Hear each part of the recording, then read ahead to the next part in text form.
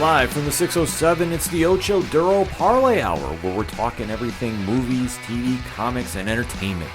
Join in the conversation on social media with the hashtag ODPH, because here we go.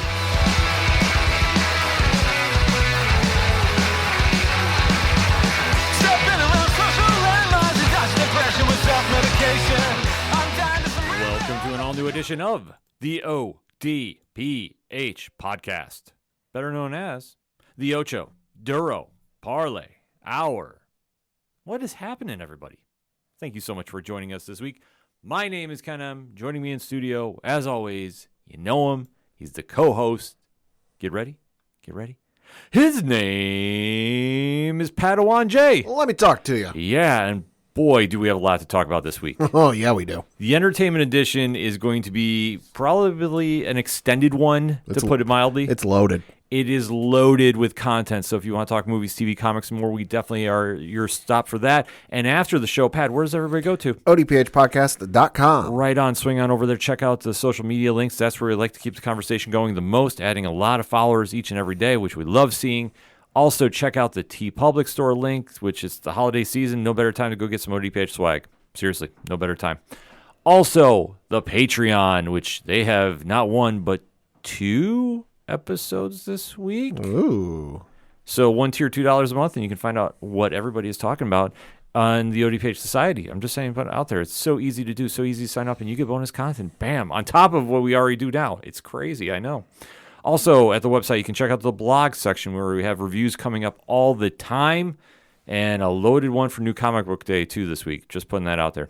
Also, the classified section, which has friends of the show, such as 3FN, Dragon Master Games, Nerd Initiative. The list goes on and on. We're adding more and more each and every day. So that's the crazy thing, that we always have our staples that we plug at the beginning of the show, but there is a lot of other great people and organizations that we plug on there too. So definitely want to make sure you go through and swing that and check it out. And especially what's going on with 3FN Podcast too, doing big things right now. Also, the directory, Pat, how many priors are we on? 115,000. Sounds about right to me. He is the statistician to the stars. I do not question him. Seriously, Pat says it. I just take it for what it is. Also, the music section where you can find out what is going on with Brian Wolf and the Howlas. A lot of good things going on with Brian right now. Yeah. Also, shout out the Robots and Tom Jola are playing a big show locally here in the 607. So if you got a chance to go, you can go see them live, which is going to be an amazing night, just putting it out there. On top of Second Suitor, Floodlands, the list goes on and on. Basically, if it's anything and everything, it is the ODPH. You can find it at odphpodcast.com. And always remember on social media to use the hashtag ODPHpod. Kicking off this edition of the ODPH, we have to recap a movie that has generated some buzz. Mm-hmm. Not necessarily all positive, even though I've got feelings about it. Okay. But nevertheless, we have the latest entry into the Marvel Cinematic Universe at the box office this week, and that is The Marvels. Directed by Nia DaCosta, starring Brie Larson as Carol Danvers, Tiana Paris as Monica Rambeau, and Iman Vellani as Kamala Khan, a.k.a. Miss Marvel, and the powers that are kind of leading into more and more than just a nuisance with what is going on to the bigger picture. So, Pat, I know you got some stats about this. I do. So, going from the folks over at Box Office Mojo, obviously The Marvels was the #1 movie at the box office this past weekend, finishing with a gross domestically of $46,110,859, beating out the likes of Five Nights at Freddy's, which was #2, Taylor Swift, The Eras Tour, which was in 3rd place, Priscilla, which was at #4, and then Killers of the Flower Moon, which was at #5. And then for overall numbers, currently as we record, domestically, the film is sitting at $48,483,234. Internationally, it has made $62,917,838 for a worldwide gross currently of $111,401,072. Now, if the domestic opening weekend does sound low, and I feel like we got to mention this because we have to. We'd be doing a disservice if we don't. That is incredibly low, all things considered. If again, for the folks over at Box Office Mojo, they do list the films in the Marvel Cinematic Universe. and you can sort them by lifetime gross, max theaters, the opening numbers, and then open through and the release date and everything else. I've got them open here, and obviously the top of the list is Avengers Endgame, which had an opening weekend of $357,115,007. You go down to the middle of the pack where you've got Guardians of the Galaxy Volume 2 is number 13 with $146,510,104. And then you jump down a little bit further. Captain America the Winter Soldier is 21 with $95,023,721 for opening weekend. And at the bottom of the list, although technically not the bottom, there's a couple more, but in terms of like the fresh releases, is the Marvels at 33rd. The only things below it are Spider-Man No Way Home, the re-release, Iron Man, the re-release in 2020, Guardians of the Galaxy, the Volume 1, the re-release in 2020, Black Panther 1, the re-release, and the thing that doesn't have any numbers and is at the bottom because it was only on premium video on demand was Black Widow. So a lot to take into context here. Yeah, a couple more numbers here for you. Over at the folks at Rotten Tomatoes, for the critics, it currently has, with 302 reviews, 62%. But then the audience score is sitting at 84%. And then over on Letterboxd.com, with 91,000 people having watched the movie, you've got an average score of 2.9 out of 5. So all things considered, it's still the number one movie at the box office. Yes. Was anything going to take it if it wasn't going to be there? No, because I think it was the only thing. I'll have to double check. I think it was the only thing to open this past weekend. Right. So unless there was which you see occasionally every now and then, something will go back. Something will drop out of first place, and but then a couple weeks later it'll jump back into first place. So I mean, we'll see. I don't think so. Let's see. So the only things that opened this past weekend was Journey to Bethlehem, which opened or came in at number 7 with just about $2.5 million. Tiger 3, which came in at number 8, with just under $2 million. And then It's a Wonderful Knife, whatever that is, which came in at number 14 with just under $600,000. So unless something would have happened with if there was a sudden research to want to see Five Nights at Freddy's, which there clearly wasn't, it was a 52.6% drop off from last week, according to Box Office Mojo. Listen, Swifties are a special group and they can do some crazy stuff, but the fever pitch is dropping off with that movie, especially since she's on her overseas tour now. That one dropped off 55%. So I don't think anything else would have beaten this. Well, that's the whole thing to take away is for all the doom and gloom that has been hovering around this movie. It's really not as bad as people say. It's not the greatest movie of all time. No, but I'm saying for where there was a lot of social media nonsense, and I'm putting it mildly when I use that word nonsense, leading into this movie, and then some people celebrating its quote-unquote failure. Yeah. I think you have to look at the big picture here. No pun intended. It's still the number one movie at the box office. It still did a lot better on a lot of scorecards than many people had thought. Yeah. There is a certain contingent that unfortunately was trying to review bomb it. Oh, yeah. And they failed. Oh, yeah. Because I think what happened here is coming into this movie, we didn't know what to expect. The trailer had kind of misled a little bit, but we're also in a new phase with Marvel that we have to realize not everything is leading to Avengers. And a lot of these characters are now going to get those standout moments and kind of see where they go from here. Captain Marvel is going to be a focal point of whatever is going to be the phase of the MCU moving forward. So they decided to also showcase Miss Marvel, who's going to play a bigger role in the MCU, and we'll get into that as we do the movie breakdown. And also Monica Rambeau, who is also now slated for a very big role in what is moving forward. Yeah. So overall, where we're going with this is not everything is as bad as it sounds. It still made money. It's still got a lot of time left in the box office. Is it signing the end is near for the MCU? No, by all means. The MCU will be fine. So will everybody here, because we probably will get a third Captain Marvel movie in some capacity. If not her own solo film, she'll show up and have a prominent role in one of the other movies. Oh, absolutely. That's coming out, in the next, however many years. Yeah, so for all the negativity that was surrounding this leading into the weekend, and Right. like I said, the amount of nonsense, and I stress, I'm putting it mildly, I'm trying to really contain my anger. No, I mean the anger is deservedly so. Just because let's face it, we're not going to get too deep into it, but there is a certain contingent of fans, and I'll use Thor as an example, that see the various incarnations wield Mjolnir. Yep. Be it Beta Ray Bill, be it Cap, be it anyone else who's ever wielded Mjolnir, and they sit there and they go, "Oh my God, yeah!" And then you get folks like the story with Jane Foster. And they go, you're trying to make this political. You're trying to do this. Boy, can you tell those folks haven't read the DC Marvel crossover they did? Yeah. Where Wonder Woman wielded Mjolnir? Pretty sure if they read that, their heads would explode.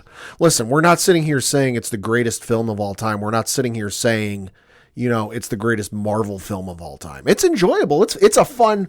How long is the movie? Like maybe like an hour and a half. Yeah, give take. It's a short movie. It's hour and a half, hour 45. I'll have to look it up. But it's a fun movie. You sit there, you enjoy. There's not too much. If you haven't seen the Marvel movies in a while, you can kind of go into it cold. And you'll be fine. I know my fiance Liz Bailey went to see it, and we had a couple other people in our group who aren't exactly up to date on the Marvels movies. They went in and they enjoyed the hell out of it. I was looking up some movies in terms of how it'll do continuing. I think it'll still do well. This weekend though, it might take a little bit of a hit just because I'm looking at on the release calendar on IMDb.com. It's got a little bit of competition this weekend from a variety of genres. So releasing this weekend, you've got Trolls Band Together from the folks over at whatever. That's the one NSYNC is all about with. That's right? The one NSYNC's got the song they got back together for. You've got Thanksgiving coming out this week. Oh, the Eli Roth one? Yep, with Patrick Dempsey in it. Okay. And also The Hunger Games, The Ballad of Songbirds and Snakes is coming out this weekend.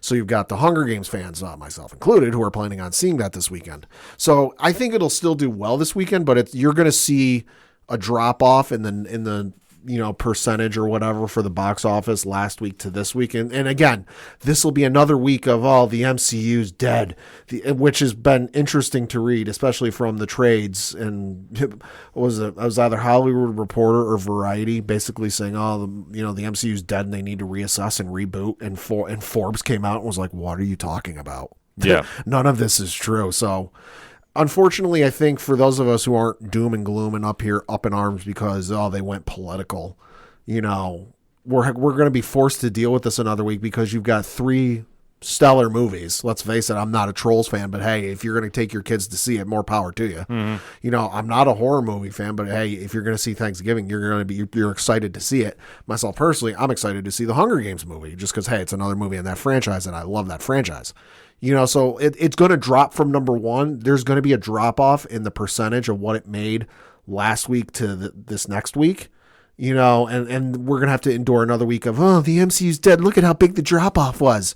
Okay. Yes, there's going to be a drop off, but there's a reason for it. Yeah, there's always a reason for it. But before we get into the deep dive of the review, this is something that just needs to get addressed, that all the negativity surrounding the lead-in for this didn't hurt per se because it still made money. Yeah. It's still the number 1 movie at the box office. However you want to decipher it up, it's still a success. But it's not going to be Endgame. I mean, let's face it. Nothing will. We are in that transition era from Endgame, which was arguably the highest grossing movie of all time, or at least in comic form, there is no question about it. There's only going to be one movie ever made that will top that. Right. And that's Justice League Avengers. If they ever decided to do that, that would be the highest grossing comic book movie of all time. Nothing will touch that. Yeah. So anything else in this transition period, as long as it's not failing to hit number 1 at the box office when the box office is down, let's face it, it's a win. Well, and let's face it, the box office in general this weekend, not just this weekend, but this year is down in general because according to Statista.com, did a quick Google search of the top 10 highest grossing movie weekends domestically this year.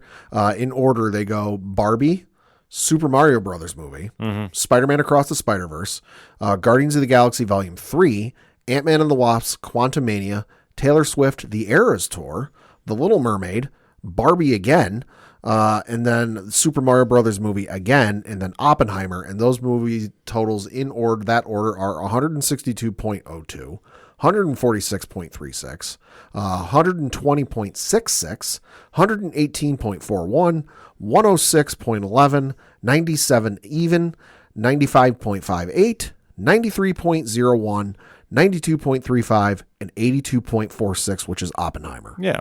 So, listen, Oppenheimer made $82 million its opening weekend, and it is still the best movie I've seen this year. And here's the thing, too, before we get into the review. How many of those movies were out during the strike? And the strike just wrapped up. Yeah. So you didn't have a traditional promotion period for it. Well, so, I mean, at least one of those you don't need a promotion tour for Taylor Swift. Well, that's the whole thing. She's a promotion tour unto herself. Exactly. Taylor's an anomaly here. So it's like you can take her out of the equation. Yeah. But as far as box office business goes, stat quo, the Marvels didn't have that, but it still made money. So guess what? The House of Mouse is fine. And so will the MCU moving forward. And if they decide to make any changes, we'll cross that when we get to it. But in the meantime, we have a very enjoyable film that Pat and I want to talk about in spoilers. So if you're new to the show, first and foremost, thank you for checking us out. Drop us a review on your favorite podcatcher. It does help the algorithm of the show. What we like to do is give a spoiler-free statement, which we just gave, that we don't ruin anything for you, but we kind of give you the rough shot idea of what we thought of the movie. However, we are going to give you a countdown. And after said countdown, we deep dive into spoiler talk. We don't hold anything back. We keep it very open and on the table. So if you don't want to have anything ruined about the Marvels, Pat puts the liner notes stamp in the show. So thus you know when you read the liner notes when to duck out and when to come back in, because that's what Pat does for you to make sure we don't ruin anything for you. But that all said, let us talk some Marvels in depth, Pat. So in 3, 2, 1. Talk to me. Like I said, this movie was good. You know, I'm not saying it's awesome. I'm not saying it's the best, and I'm not saying it's great. It was good. You know, I enjoyed it. I came out of it having a good time, and obviously that bonus scene I said to you was the greatest bonus scene in quite some time. A lot of implications with that one. You know, I can see why some folks wouldn't like certain parts of it, and we'll get into that. But for me, you know, those moments were a nice break and kind of the action and what was going on, and it was a little bit of a moment for us, the viewer, to breathe and go, okay, let's take 5 minutes here, collect ourselves, you know, get back together, and then we can keep going. You know, but overall it was fun. I thought everybody did good. I thought, you know, obviously Brie Larson, Teyonah Parris, Iman Vellani was awesome. Iman, what was it? Her family in the movie was just top notch in this movie. They were obviously phenomenal in the TV show, but they were even more so in this show. Even Sam Jackson, Nick Fury was his usual awesome self. He was great in this movie. You know, I thought it was good. You know, the action sequences were pretty good. Oh, absolutely. You know, and like I said, overall it was fun. I enjoyed it. The thing about this movie is, if you're a fan of Guardians of the Galaxy Volume 1, this almost was mirroring a lot of the same themes. It was almost like a little bit of fan fiction. A little bit, but you know what? Like I say, Nia DaCosta really came in, set a high energy tone. It was fun. It was exciting. And it's not the greatest movie I've ever seen, but I was entertained. And I was honestly more impressed about this movie than I thought I was going to be. Because honestly, I didn't know what to suspect until we got here. Because the only thing we've seen in the trailers is powers are failing for everybody. There's a lot of teleporting. We go from here. Right. And I wasn't sure what to expect with this just because I looked up the director on IMDb and going into this going, all right, I've never heard the name, what she worked on, so maybe I have an idea. You know, she's best known for being the writer on the 2021 adaptation of Candyman, a writer on the 2018 film Little Woods, and then was obviously a writer for this one. And then in terms of directing, she directed this one. She also directed the 2021 Candyman movie. She did a short in 2020, also titled Candyman, was a director on a TV series for 2 episodes called Top Boy, was a director for a movie in 2018 called Little Woods, and then directed a short in 2013 called Night and Day. So I looked at this going, all right, I really haven't seen that much, so I'm going in kind of blind. Mm-hmm. But you know what? Very impressed with what we saw. Yeah. It definitely had a lot of great moments of action, especially how everybody works together, because we haven't seen a lot of that in the MCU or even comics lately. Yeah. The whole shared powers idea. So it was kind of a cool concept to do. And then where we go with the bonus scene, that's going to be a whole different ball of wax Holy shit. when we get there. Because the only thing is, like, where this movie starts off with, you have kind of a little flashback of what Carol Danvers has been up to. Because obviously, with the events of her first movie, taking place in the 90s. Yep. Destroying the supreme intelligence of the Kree nation, that has now caused a lot of bad things to happen on their homeworld of Hala. Yeah, I mean, basically, we had to fill in quickly, 30 years worth of what had happened, because, her last movie took place in the 90s. She disappeared, she left Earth, disappeared for, 20, 30 years, whatever it is, and then came back to Earth. And it's like, okay, well, we know you went to take care of some business once you left Earth. What happened there? And like you said, she went and destroyed the supreme intelligence, as she said she would, and then it basically killed the planet, the Kree homeworld of Hala, where basically it lost the atmosphere. So basically there was no air for them to breathe. They had to wear, these modified science fiction breath masks. There was no water, and it was dark all the time because their sun had stopped spinning. Yeah. It's an interesting setup to go here so you could understand why Dar-Ben was as fired up about taking out Captain Marvel, who was called the Annihilator, so much. And Zawe Ashton, I will say this. It's nothing against the actress. I just thought she was not well written. She did everything she could with this role. Honestly, the character is very forgettable. Just because, I'll be honest, up until you read the name, I couldn't tell you what the fuck the character's name was. Yeah. I don't know if they ever say it, and if they do, it's maybe once. It's quick. And it's a forgettable moment, but they don't really... There's not a lot of depth to the villain, and sometimes that's needed, sometimes that's not. In this instance, I don't think you needed a lot of depth. It would have helped, but it wasn't, for the story they were telling, it wasn't necessarily needed. I mean, the story is she's on the planet, she's from Hala, Carol shows up, or returns, I guess you could say, destroys the Supreme Intelligence, and basically signs the death warrant of her people. I understand the frustration. I understand where she's coming from. You don't need to give me this long, entrenching, backstory, sob story of, my parents were murdered when I was growing up and I elected to never let that happen again, and yada, yada, yada. Like, okay, no, Carol showed up, destroyed, you basically signed a death warrant for your planet, and now you want revenge. I get it. Felt like they could have done a little bit more to flesh out the character and do some stuff, but they chose not to, which is fine. Well, like I said, this was very reminiscent to Guardians 1. Yeah. That I thought with Ronan the Accuser, Yeah. they could have done a lot more. They didn't, in my opinion. And ironic that Dar-Ben gets Ronan's hammer. Yeah. Which was never really touched upon. No, she just has it. Why? Reasons. But the only time it's ever really used is to go get the other quantum band. Yeah. Which she tracks down, albeit though she's looking for the pair. And when she activates it, well, it causes like this time displacement that is now affecting all of the powered superheroines that we're going to be talking about, which is kind of an interesting point because they all wind up coming into the space that is caused by Dar-Ben. Well, I think what happens is Carol's investigating this. Because and while they're doing this, a hole has opened because we find out that Sword and presumably just Sword have harvested and used the same technology we saw the Guardians of the Galaxy use to travel through space. It's the same setup. So, but there's an opening in one of these, whatever it's called, the portals, I'll just say. Yeah, the anomalies. The portals, they open up to travel from point to point in space. And so there's a crew working on some stuff. Teyonah Parris, Monica Rambeau, goes to investigate it. And I think it's almost at the exact same point she goes to touch that that Carol goes to touch the one on the planet she's on in some other part of the universe. Fury's center there. She's off to investigate it. They touch these at almost the exact same point. All the meanwhile, the band goes off at the same time, and I think that's where the knot gets formed with all of the powers. Right, because that's the moment we see in Ms. Marvel where Kamala Khan goes through the closet door, and then in comes Brie Larson. Mm-hmm. So, I mean, it does make sense because obviously everybody's tied together with their powers. Right. Because of this anomaly that has been created from, three sides of the same coin. Yeah, it's a crazy setup how they do it, but it works, though. It's nothing that really takes out. Yeah. So from that point on, we do get some hijinks, if you will. Yeah. Of just everybody getting displaced because you have Monica Rambeau who's out in space. She's trying to fix the Saber station. Mm-hmm. Gets kind of pulled away after she touches the anomaly, and when she comes back, she's Kamala Khan in the spacesuit. Yep. Meanwhile, you have Monica Rambeau go to the planet that Carol Danvers was on, and she now gets caught up in the whole Kree search party for the quantum bands.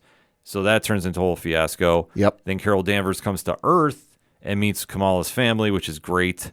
And they're confused as all hell because here's this random person in their house, and they didn't see her come in. Right. So there's a lot of this back and forth, which I didn't mind. It sets up what's going on. Yeah. So like I say, you have an idea that everything is coming together, which ultimately leads to a moment where Kamala comes back to Earth with the one and only Goose, who tips off a little bit something that we see later in the film because we see on the Kree spaceship, Kamala is about ready to be getting attacked because there's a fight been going on. Like I said, there's a lot of moving parts here, but just to hit to the main points, Kamala shows up where Goose is because Goose is now traveling with Carol Danvers. He's her partner. He's her Robin. Yep. And while she's getting attacked, he winds up eating the two Kree soldiers, or so we think. Yeah. They wind up getting transported to Earth, and when they get there, Goose spits them out. Yep. So, thus causing a fight on Earth where you're seeing a lot of back and forth with everybody involved. Because at this point, Monica Rambeau has now come down from space to Earth. Well, she's on the space elevator with Fury. Yes. So they wind up coming down and going right to the front door and tracking down Kamala Khan and trying to make some sense of everything. Yep. So you are seeing a lot of back and forth until ultimately it turns into Carol Danvers confronting Monica Rambeau, which has not been done since the end of the movie of Captain Marvel. Right, because Carol left at the end of Captain Marvel 1 and told Monica, I'll be right back, while flash forward to this point in time. Even with Carol making a return back to the scene and being back in the solar system, she has still not spoken to Monica. The other thing, too, is Ms. Marvel's family ends up having to go with her because in the middle of this fight, their house gets destroyed. Oh, yeah. Top to bottom. So the family is now put in the line of danger with everything going on because they have to go with Fury up to space into the Sword Station. Yeah, so this does make a lot of sense, and now the three are together and trying to figure out what's going on, and they do come to the conclusion that they're all entangled because of what Dar-Ben's been up to, because now creating this anomaly, which they've all come into contact with, this is causing their powers to short out a little bit. It's causing a lot of chaos. They have to go confront the main source. However, during this, where Dar-Ben is trying to establish herself as the new ruler of the Kree and her trying to justify her cause, they touch upon a theme that we did allude to last week, and that is the rivalry between the Krees and the Skrulls. Yep. And more or less, you do see that Dar-Ben is on the planet of Tarnax, and they've more or less said, well, we were going to give you your own home planet, but we now need it for the Kree, the atmosphere for the Kree. They've pulled the Darth Vader in Empire Strikes Back. They altered the deal. Pray they don't alter it anymore. So at this situation, it now causes a lot of calamity, to put it mildly. Yeah. And you're seeing that the three Marvels have to go into action, even though Carol is telling Kamala, stay here with everybody, get on the ship, because if you short me out for my powers, everything is going to go completely chaotic. Which, I mean, is great in thought, but then again, you're dealing with an entire planet getting ripped up. So while this is happening, they try saving everybody they can.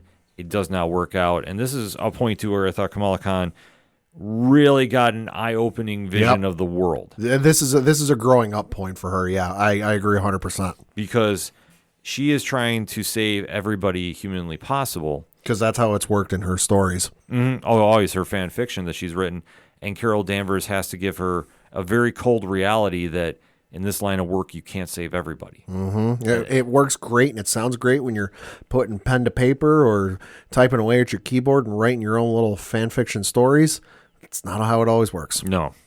So you do have some great acting going on with Iman Vellani confronting Brie Larson. Like I said, they're back and forth about this, and just how Carol Danvers doesn't want a team around her. Right. And it's also rough on Ms. Marvel because, let's face it, it's rough on Kamala because she idolizes Carol. Mm-hmm. We've seen her bedroom. Carol saw her bedroom. Yeah. That there's posters and pictures and drawings and everywhere else. And she's the golden statue in her life, that is, the one she follows, the one she aspires to be.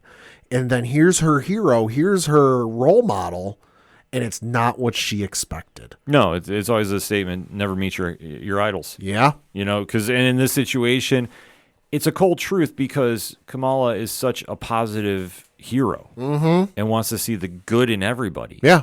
And it doesn't happen this way. Well, and she's still a kid. I mean, she's still in high school. She still sees superheroing as the stuff you hear about on television or read online. It's never the stuff behind the scenes of like, yeah, sure, the Avengers did end up stopping what happened, the worst of happening in Sokovia.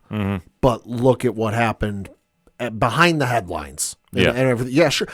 The Avengers saved New York, but how much damage did they do? A couple $1 billion worth of damage? Like, sure, it's sexy and they saved the day, but there's more to it. The whole story of Baron Zemo plays right into that cold truth. Yep. Which is an interesting take. I will say that, but it works. Yeah, no, it does. And in this situation, too, this is like one of the stronger moments for Kamala, which I think leads into something later, too. But we'll get to that when we get to that. Because now they start piecing together what is going on, and that is Darben is trying to save Hala by destroying some worlds along the way. Trying to save it one piece at a time. But she's also made this a personal attack on Carol Danvers and to people that she's been in contact with. Yeah. So the next one on the hit list, which is deciphered, is you have air, now you need water. And Carol Danvers immediately thinks of the planet Aldana, I'm sorry. So they go to Aldana, and we find out that Carol is not exactly flying under the radar, so to speak. Well, and we find out she knows a striking bit of information about this place because they use this Kree technology to figure out where she's going because one of them saw a star chart or a star map of where they're going, and they use the technology to do it, to see it, which then, while they're using it, opens up a can of worms between Monica and Carol because some past memories from them, and specifically what Carol, we find out Carol got to meet Monica's mother one last time before she passed. So that, which Monica did not know about, so that's a whole can of worms. But so they see the star chart and they're like, oh yeah, do you know where that is? And she just rattles off the planet name, where it is, what system it's in, and like I forget what it is, but like the percentage of water that is on the planet. And they both look at her and go, that is a shocking bit of information off the top of your head. How do you know that? And she's like, well, I've kind of been there before. So as we find out, she is married as a business arrangement. Air quotes married. Yep. To Prince Yan, who's played by Park Shin-ju. And this is an interesting point in the movie because I've heard a lot of feedback online of fans that did not like this scene. Sure. And the only thing I will strike this back to is this is nothing really new. This is an alien race. Yeah. This is how they communicate because what they do is they communicate through song. And dance. So when they're doing it via music, it makes sense because it's cosmic. Yeah. This is, meant to be a fun break in the drama that's going on. I had zero issue with this. So the movie's about 100. The movie's 105 minutes. This is what I would say probably about the halfway point of the movie, or close to the halfway point of the movie. So at this point, it's been outside of whatever, like not even a ton of interaction between Kamala and her parents. It's been just action-packed, story-driven, whatever else, like all just like forward action, go, go, go, go, go, with not a real break in let's stop and breathe and let things play out. So to me, is it the best scene? No. Did I enjoy it? On a certain level, yeah. It was fun. It was something different. We've never seen, the MCU do a whole song and dance number. We've seen them play music and they've danced around with like Guardians of the Galaxy, but like a full-blown Broadway production style thing. Now, obviously the Hawkeye or the Hawkeye thing, but that was the Rogers the musical. That was like a Broadway play, but like to see something like out of a musical movie like Grease or Sound of Music or what have you, break out into song spontaneously, we never saw that. So I'm like, oh, this is something different. I'm okay with this. Oh yeah, I had zero issue with this. Especially this does tie back to Captain Marvel in the comics. This was also hysterical because they show up and at first Monica and Kamala are like, what the fuck is going on? But by the end of this big song and dance, they're both dancing and having a good time. Yeah. So it's a fun moment in the movie. And like I say, if you read the comics, you had an idea about this anyway. Right. So right. Proving once again, read comics before you go to the movies. Just putting it out there. But it is a fun moment to kind of break up the tension which is coming because unfortunately, Dar-Benn is on the way to Eldon. And when she gets there, we have another crazy fight that goes down. Yep. But the Marvels are holding their own. They did some training on the way to the planet. And I will say, this is one thing I liked. You saw between the three main characters, everybody's using their powers together. Yep. And you're seeing the growth of just how they're acting as a team. And I love this aspect of it. The double Dutch bit was fun. Yeah. I enjoyed that. Well, it's just building that team camaraderie, and especially how it plays out, because I know Kamala Khan has definitely excelled in her fighting throughout this entire film, which, I mean, this has just been training, but if you're learning under Carol Danvers, who knows what she's doing, and Monica Rambeau, too, you're going to have that growth. So, like I said, I didn't have any real issue with this.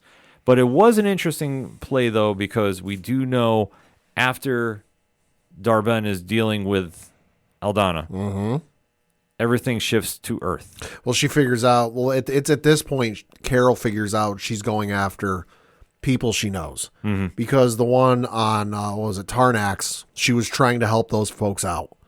And then obviously Aldana, she's quote unquote, air quotes, married to the guy. And that's when she figures out, oh my God, she's going after people I know and people close to me. And the only thing left is Earth. Yeah. Because now Dar-Benn has taken some water from the planet. Like, doesn't completely destroy it a la Galactus. Right. But it has enough that Hala is now getting repaired. Yep. And obviously, taking the sun from Earth would kill Earth. And in between Tarnax and Aldana, Dar-Benn did return to Hala and basically gave this rousing speech of like, yo, and I'm paraphrasing, but she's like, hey, we don't like Captain Marvel. She's the Annihilator. Look at what she did. I'm trying to help the planet. I'm trying to save us. Because when she returns, the air's has been put back. So she like tells everybody, oh no, she shows like, oh no, take your mask off. It's perfectly fine. And they're like, oh my gosh, you brought the atmosphere back. And she has this rousing speech of like, hey, you hate Captain Marvel. I hate Captain Marvel. She didn't do anything to help us. I'm helping the planet. I'm trying to save you all. You should all follow me and get behind me. And everyone goes, yeah. Yeah. It's not exactly Independence Day speech, but it's close. Yeah. It's close. Like I say, I understand where they're going with it. I just thought the writing didn't click here for the character. But it was essentially Captain Marvel bad. Yeah. I'm good. Yeah. Follow me. Yeah. So like I say, there could have been more depth and substance added to there. Yeah. That's kind of one of my biggest drawbacks of the film. Yeah. But as we know, after dealing with Aldana, the plan is to come to Earth. The Marvels have to evacuate Saber, the space station. Right. In arguably one of the most hilarious yet creative ways possible. Good Lord. Because on the ship, we have more Flurkins. Well, so it's kind of like this ongoing mystery for a little part of the movie. Because I think it's when the Kamala's family first shows up on the space station, and they're walking through because Goose is still at the plane. Goose doesn't go with them. Doesn't go with the Marvels. Goose is on the space station. So when the family shows up, at that point they discover, some of the folks working on Sword discover this egg looking thing that's in the workings of part of the space station. And they're like, what the heck is this thing? And even Fury doesn't know what it is. Nobody on the station knows what it is. And they're like analyzing the thing. And they're like, we got to figure out what this is because this could be potentially catastrophic. And then come to find out. And here I am thinking, like, are we about to have like an Aliens type moment here? I legit thought we were going to have the Brood. Ooh. I legit thought we were having the Brood, which I would have marked out insanely in the theater for. So I'm like, are we about to have a face hugger alien type moment here? Are we about to get real crazy with this? But then no, it's not. Well, it's kind of a face hugger. We find out that Flurkins reproduce asexually. Yep. Because Goose laid eggs. A lot of them. A lot of them. A couple hundred. So the creative way they evacuate Saber before Darben gets there. Because something, I forget what it is, something happens to the station where only a certain, and it's a small number of the escape pods can launch. Mm-hmm. And it's like, there's like a couple hundred people still left on the station. There's only X number of pods, and you can only put 5 people in each pod. So the math ain't working. Right. They come up with the conclusion before Darben's forces take it over, is they evacuate the spaceship by having the Flurkins eat everybody to transport them to Earth. So evacuation via Flurkin. Yep, to the sounds of Cats, the musical. Yeah. Which was hilarious. I was dying. I mean, but it was a fun moment, and that's where I say, if you're a fan of the stuff they did in Guardians, you will like this movie. Yeah. And if you say you didn't like this, then you didn't like Guardians. Yeah. Case in point. Yeah. So we do see everybody finally get evacuated from the space station, and we get to the final battle here, which is the Marvels. They're now confronting Darben with the wristbands that Darben has taken, because remember, she stole Kamala's. Mm-hmm. So now there's that hole in space that they have now literally tore into the multiverse. She's ripped open a hole in space and time.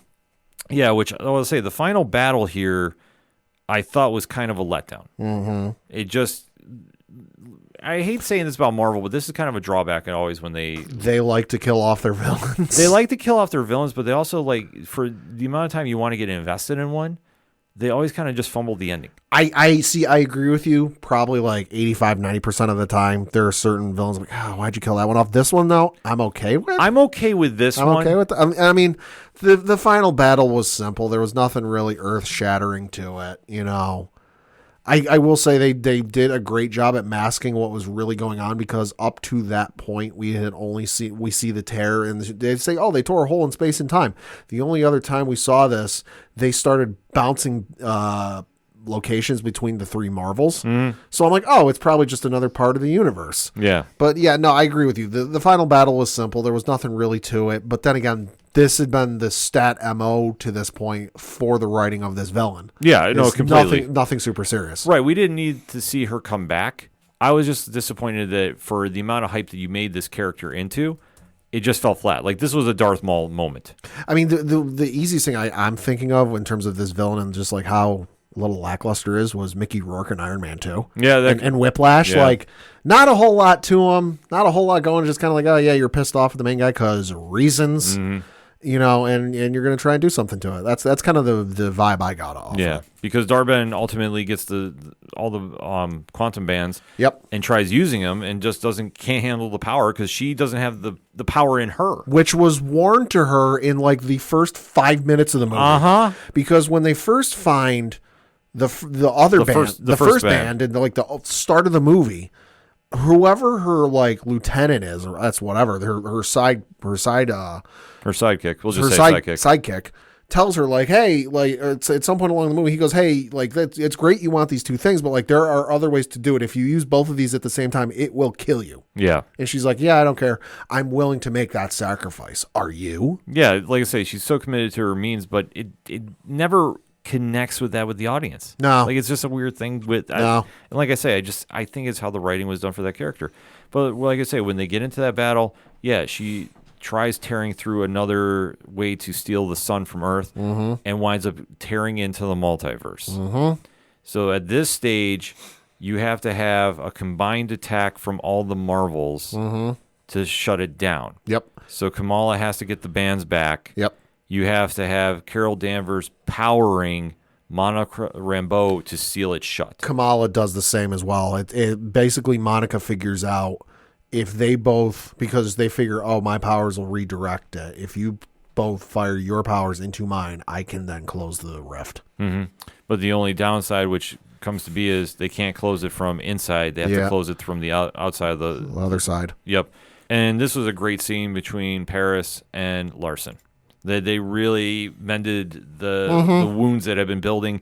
They were so estranged, and you did find out through this entire time that, when Brie Larson's character was off planet, the blip happened, and what happened when Monica Rambeau came back from the blip. And it's a very powerful scene to understand, like, the mind frame of what was going on with Monica Rambeau. And Carol just felt she couldn't live up to, what was being asked of her.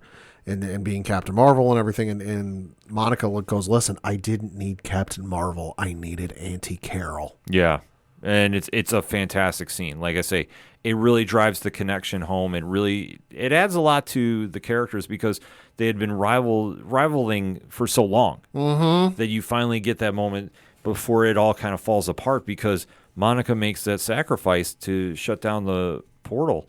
And Carol Danvers can't save her in time. Like, she's trying to get out, but she goes as fast as she can. Right, but she can't go fast enough to save her. So she does lose her in the portal. Yep. And then has to kind of sit there and figure out what happens. But all the while, she doesn't take this loss and really kind of let it process at this moment. Right. Because she immediately flies into Hala's son. So she goes, well, because Kamala goes back to Earth, or back to she's back on Earth. Family sees her, oh my God, you're so happy. And Fury sees her, goes, what happened? And because her family sees she's been crying. And Kamala looks at Fury, and she just says, all she can say, we lost Monica. And he's brokenhearted, and then he goes, well, where's Carol? And she goes, she's fulfilling a promise. Yep. Which was a promise she made to Dar-Benn, because Monica comes up with, because she's the scientist of the group, Monica comes up with, hey, your star's not dead. It's just spinning too slowly to produce any power. Carol can go up there and supply it with some power and get it basically jump-starting the battery again. And Carol goes, oh, I don't know if I can do that. She's like, listen, I've seen you and I both do a lot of things we didn't think we could do on this trip. You can do this. So the end battle results, and Carol goes to fulfill the promise, because they promised to Dar-Benn, hey, give us the bands. We'll go to your star system and we'll restart the planet, but then the double cross happens. So to fulfill the promise she made to everyone there, she goes back to Hala's system and goes to restart the planet, the sun. Yeah, which she winds up pulling off. Yeah. So Hala is now up and running. Yeah. Which is a scary thought. It's a scary thought for what's going to happen down the road, but in the meantime... Because let's not forget, as was said in the movie, at one point, the Creed conquered 25% of the universe. Yep. So now... We're not talking galaxy, we're talking universe. So now we have a bigger problem to face down the road. Oh, yeah, we do. Whenever we decide to get there. But as the movie wraps up... Hey, Silver Surfer, what you doing? We need you. Well, I'm just waiting for Galactus to show up there. You imagine that? This whole movie would be all for nothing. Yeah. Galactus just comes through and eats that and just keeps rolling. Yeah. But it winds up heading back to Earth. And we do see that Kamala's family is now relocated to Monica Rambeau's house in Louisiana, where she grew up with her mother. And you see a plane is sitting on the outside. Yep. And you have this very cool moment between Carol and Kamala. And just basically kind of saying, like, I want to go for a flight. And she's like, we'll do it when Monica gets back. Because they're still going to find a way to go rescue her wherever she's at. And that's how it kind of ends for now. Well, there is one last scene before the end of the end credits. Yeah, which really is something that about damn time we've talked about for length now. If you haven't been paying attention, you should be now. Yeah, this was not that big of a shock, albeit though it was shocking to see who was putting this together. Yeah, because where we go to wrap things up is we head to New York City, and we see one Kate Bishop return, Haley Steinfeld playing the character, and returning from being out on assignment or crime fighting. And she walks into her apartment and sees that somebody is sitting there Much like Samuel L. Jackson's Nick Fury. Yep. But this time it's not him. No. Who is it, Pat? Kamala Khan. Yeah. And she basically verbatim repeats what Nick Fury said to Tony Stark in Iron Man 1. Yeah. So she is trying to put a team together, albeit, though, in her own way. Uh-huh. And we already had Cassie Lang get mentioned, too. Yep. Ant-Man's daughter. Yep. So it sounds like Young Avengers. we're finally getting Young Avengers with Kamala Khan leading the group. How you feeling about that? About damn time. The pieces have been there for long enough. It's just a matter of they had to put them all together. I'm excited for it, though. I'm very excited for this team. I'm curious to how they're going to do it, though. Sure. Because are we going to do movie or are we doing Disney Plus? I figure probably Disney Plus. I would imagine so, but it depends on how big they make the group. I'm hoping Hulkling and Wiccan show up very, very quickly along with Patriot. But I don't know how this lineup is going to do because you do have America Chavez is still there. Mm-hmm. And it depends on how big they want to make this team. But, right. And obviously, if you follow the original run of the comics, it would make sense to the current storyline, but I don't necessarily know if they're going to do that storyline. Mm-hmm. So we'll have to wait and see. But the first 3 members officially announced. I'm excited to see where we go from here. But like we said, about damn time. Yeah. They've been they've been teasing this for long enough. They've been teasing this team for a while now. And like I say, there's just only a couple other members that we're waiting to see. So we're going to have to wait to see how the other films play out. Yeah. But not to be outdone, boy howdy, we get to the bonus scene. Uh-huh. And this is where we find Monica Rambeau. She is now in what looks like a hospital room. Mm-hmm. Medical facility of some sort. Medical facility. And she wakes up and she sees who, Pat? What she thinks is her mother. Yes. And starts freaking the hell out. Understandably so. She left. She got blipped from Earth. Came back. Mother was dead. So, and somebody who looks like your mother's in front of you, you get a little emotional. Yeah, this was a wild scene to play out. Mm-hmm. But we do see Lashana Lynch reprising her role as Maria Rambeau. Or what we think is Maria Rambeau. Or but what we think is. But we quickly find out. Oh, I'm sorry. I'm not who you think I am. Yeah. And she's like, wait, what? What? She stands up. She's in the costume of Binary. Uh-huh. Which was an alias of Captain Marvel in the 70s, which is a whole different variant, if you will. Yep. And just before we can come to terms with what we're seeing, somebody walks by. And you hear such a familiar voice. I will not lie. I jumped out of my damn chair. I did too. I think a lot of people did at the theater. I yelled out, oh, holy shit. Yeah. Pat, who was that? Kelsey Grammer as Hank McCoy. Yep. A.K.A. Beast. The real Beast. Uh-huh. The blue fur, everything. She's in the Fox universe, and she's in Xavier's mansion. Yep. Where she is in time with the Fox universe, that's a whole other ball of wax. Exactly. We'll figure that out later. But for now, Monica is in the Fox universe with the X-Men. Mm-hmm. Because he makes mention of Professor Xavier. Yep. Oh, it's blatant. So a version of Professor X is alive, whether it's the one from the original trilogy or it's the one from the First Class trilogy. We'll find out. Yeah, we don't know. Whether it's somebody entirely new, we'll find out. That's the whole thing, that the ball game is now wide open. Except, I guess it's safe to say Kelsey Grammer is reprising his role as Hank McCoy. Deservedly so. Oh, absolutely. He was phenomenal as Beast, and for only one goddamn movie. Give me Dark Beast, though. Yo, I'm on my. Let's set the X-Men up first before we go there. No, just start it off. Just make them all the Brotherhood of Evil Mutants to start with, because I just want him to go complete Sideshow Bob monologue. Just because his voice is just amazing, so I just want to see that. But that's how we wrap things up. So this movie was fun. Yeah. I think that's the biggest takeaway we can go with this.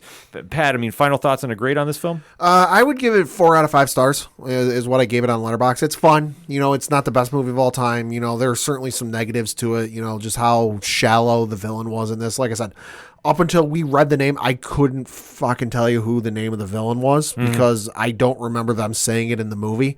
And just her motivation, while I understand it, was incredibly, narrow-sighted. In terms of there wasn't a broad scope to it. It's just kind of yeah, she's pissed off at what Captain Marvel did. Okay. But in terms of the story was good. I dug, the interactions between everybody else. It was cool to see Monica finally get to flex her powers. It was fun to get the WandaVision mention. They didn't say it by name, but she mentioned how she got her powers because of a witch casting a spell over a town in Pennsylvania. So it was fun to get the mention of WandaVision, but overall the movie was good. I enjoyed it. Movie was very, very fun. And like I said, if you like Guardians 1, you have to like this movie. You can't say otherwise. And if you're going in with some other kind of preconceived notion, stop. If this movie isn't for you, that's fine. Yeah. But this movie is fun. And that's where they were going with it. You had such strong performances by Paris and Larson and Aman Vellani. Everybody really brought their A game for this. But I do agree with you. The villain writing was awful. I shouldn't say awful, but it wasn't. It could have been better. It could have been a lot better. And I think that really took away from the film because there wasn't enough to get invested in. Yeah. And I understand it's tough to do with Captain Marvel because I honestly don't know a lot of rogues that are involved with somebody else, that are strictly her rogues. Right. Albeit, though, I have to dive into more of the recent runs of Captain Marvel to kind of get an idea. But nevertheless, it was great to see the dynamic come back with Samuel L. Jackson as Nick Fury, who, being the side character there, he was having a lot more fun. Yeah. And that was something in the writing that I almost want to say I was taken back by a little bit. I know some people were confused about this too, just because of the way things went down in Secret Invasion. Yeah. And then he was happy-go-lucky, which we haven't gotten an official confirmation yet, but I know there's been some speculation online that this takes place before Secret Invasion. Yeah, it would have to, but then at the same point, if Carol Danvers is back, then where was she during Secret Invasion? Like I said, it's a weird, if I can use the old school term, no prize. This is what that is because it just depends on where this is all taking place. Mm-hmm. But I thought the writing of Fury was fun, but it threw me for a loop just because we've just seen him in Secret Invasion. Yeah, and he's very brooding and grizzled from the stuff that he's gone through. Uh-huh. So it's kind of like a weird thing to say. But when when you're going through that stuff, it's like when Christopher Eccleston played Doctor Who. Yes. And just how grizzled he was after the Time War. Yeah. It was like that's where Fury should have been, and he wasn't for this film. And that's what kind of really threw me for a loop. But it didn't take me out of it. I still think this is a highly enjoyable film. It's fun. And if you're looking for that kind of vibe of Guardians, this was great. I give it an 8 out of 10. Yeah, no, like I said, I gave it 4 out of 5 stars, It's fun. It's enjoyable. Is it the greatest movie of all time? No. Is it the worst movie of all time? No. Absolutely not. Is it fun and it's a good watch for, the 105 minutes? Yeah, absolutely. And goddamn, the bonus scene. Holy shit. Bonus scene put it over the top. Yeah. That's what really, that gave it such an emphasis that it needed to be seen. So if you haven't seen this movie yet, we gave you our predictions on it, our reviews on it, I should say, and our predictions of what's coming next, but we want to hear yours. So hit us up on that hashtag ODPHpod. What is your thoughts about the Marvels? Did you go watch it? And if so, did you love it? Did you hate it? And let's talk about it. So that being said, we're going to take a quick break. We'll be right back. Do not adjust your dial. Or, your phone, your watch, or whatever the heck you're using to listen to the awesome podcast you're currently listening to. I am the Duke of Nerds, Tyler Mack, and I am here to tell you that being a nerd can be a bit overwhelming, especially after 30. Life moves pretty fast in our nerd culture, and if you don't take the time to notice things, you miss out. That's why I'm here. As your Duke of Nerds, I am charged with educating, enlightening, and entertaining you on all things nerdy. I do it by running the 30 to Nerdy podcast. 30 to Nerdy is a Badcast Company production and currently playing wherever you cast your pod. Follow along each episode using the hashtag 30andNerdyPod. And check out what all is going on at 30andNerdyPodcast.com. Whether it's DC, Marvel, comics, or video games, I have got you covered. So tune in now. Cheers to you, nerds. Coming back for another segment on this edition of the ODPH podcast, and we have finally arrived at the end, for season 2 of Disney Plus and Marvel Studios' smash hit, Loki. Bah, bah, bah, bah, bah. Anyone else got that stuck in their head, or is it just me? No, I'm with you on this. The closing episode had social media buzzing. Hey, Marvel, thanks for the birthday gift. Yeah, I was going to say, you got loaded up on your birthday pad between Yeah, I that and did. the Marvels. Yeah, I did. It's been a good week for you. Usually is with Marvel. Thank you. Well, they know you. Yeah, they do. They're familiar. They're very familiar with us. Shout out to Marvel Entertainment. Yeah. But that being said, we have a lot to discuss in this finale. Yes. Because, like we say, between this and the Marvels, like, this was overtaking social media talk going into the weekend. This needed a couple rewinds to fully understand what exactly was going on, because they were throwing a lot at you. Yeah, this we have discussed on for the past 5 episodes was going to have to really hit us with a lot to catch up. Proving once again people listen to the show. Because they hit us with quite a lot to digest with this finale, and we have a lot to break down in this. So if you have not seen Season 2's finale, Episode 6, entitled Glorious Purpose, we're telling you to duck out right now, because we are going to give you our spoiler-free statement, followed by the countdown. You know the drill by now. So, Pad, what do you think of the finale? This was about as perfect an ending as I could have imagined. I don't know how you make this any better than it already is. There's not one thing I'm looking going, you know what, if they would have done this or they would have done that differently, it might have been perfect. No, for me, this is as close to perfect, if it's not perfect already, as is. It was incredible. Everyone in the episode acted their tails off.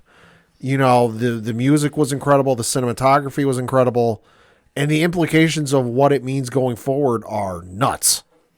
Yeah, they threw a lot in this finale, and it goes to a testament of the writing, and it goes to a testament of Tom Hiddleston as Loki, Yes, Sophie DiMartino as Sylvie, obviously Ki-Hu Kwan as OB, who's been the MVP of this entire breakout star. Yeah, the entire season. If an Oscar winner can be a breakout star, I don't know. I mean, he's going to get some kind of praise and awards.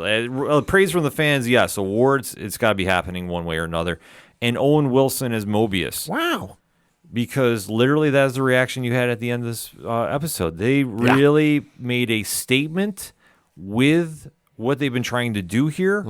I'm very happily surprised, because I honestly didn't think they were going to be able to pull it off. Neither did I. But they really put an exclamation point on this, and they followed it up with a question, because there is a lot to guess where we're going from here. Oh, yeah, there is. So if you haven't seen this episode, we give you both our highest possible recommendations for this. You're going to need to see it. You might need to watch it a second time. Yeah. There's a lot to dive into. So that being said, Pad, 3, 2, 1, let's get into it. This episode, was for me about as perfect as can be. I can't think of anything they did egregiously wrong that I'm going, that really didn't stick with me. That really didn't, connect with me. I wish they would have done this differently. I wish they would have done that differently. Everything from start to finish was insane. And there was multiple times where I'm sitting there on the edge of my seat watching, and then a piece of dialogue would get said or something would go on, and I'd kind of sit back and go, oh my God, whoa, wow, this is nuts. So cannot recommend this enough, and cannot recommend the show enough, because the journey to get to this point, especially this season, was interesting at points. It was rough. But it was worth it in the end. Yeah. No, I agree with you. We finally got the payoff we needed. And then where we head from here, that's the big X factor looming overhead. No pun intended with the loom statement. Yeah. But in all honesty, this got to be a very, very interesting endgame for this season. Because it's all centered around Loki being the anomaly in the time stream. And this is the first time pop culture has had a real deep dive into the multiverse. And it's due to his actions with Sylvie, with killing He Who Remains at the end of season 1. It unleashed Kang the Conqueror onto the masses, played by Jonathan Majors. And the ramifications have been huge. And this also factored into Loki, who has been a time misplaced character because of the events of Endgame. Yep. You have to remember that. Yep. He was killed off in Infinity War. Yes. So the fact that he is technically a dead man walking, we have to keep this into context because he's not technically around in any timeline. Right. So what they've been trying to do is, since he's been misplaced in time, he's been trying to fix it. They know the temporal loom has been broken. Yep. They've tried anything and everything to fix it, including going in a variant from Kang's time or DNA, I should say. Yep. In Victor Timely. Yep. Somebody that has his genetic code to come in there and try helping them, and that's not worked out as well as they thought it was going to. And then even going into the last episode too, we saw the truth behind the TVA, which has really been a farce the entire time. And Loki has now taken on this quest to redeem himself through his actions by being the one to save the day. He wants to rewrite the story, much like Cody Rhodes. So now we jump into here where he is now figured out a way to time slip, and he gets to moments before the temporal loom explodes and causes the end of time as we know it. And no matter what he's doing here, he's failing. So we have repeated attempts. This was much in the same vein as Run Lola Run. Goes on for like a century? Yeah. Or centuries? I forget what it is they said specifically, but I know century was mentioned. So he always is failing, no matter what he does. And then he even jumps into a moment where he's trying to stop everything that caused this entirely. And that is the moment that Sylvie kills He Who Remains, another one of Kang's DNA variants. Yep. And no matter what he's doing, Sylvie is not listening. Yep, and he always dies. Yeah, so it's like I say, it's a Run Lola Run moment. It's a Groundhog Day effect. Yeah. However you want to define it, he keeps reliving it. Yeah. And they more or less get broken down that the loom has always been somewhat of a protective energy over the timeline itself. So we start getting this idea about what Loki is breaking down via He Who Remains, because He Who Remains just literally says, he goes, yeah, the loom is here because it watches over the timeline. It's a failsafe. It's a failsafe. So the fact that you've now tampered with this, Yep. this is now on you. Well, and the other thing, too, he alludes to, because, Loki has been trying for, a century, if not multiple centuries now, to come up with a way to save the loom. He finally, like you said, goes back to confront He Who Remains and Sylvie, and he brings this up at one point because He Who Remains is aware the entire time of what's going on. Oh, yeah. He knows that this is like not the first instance is going on, and he's like, oh, yeah, so how'd this attempt work? What number are we on?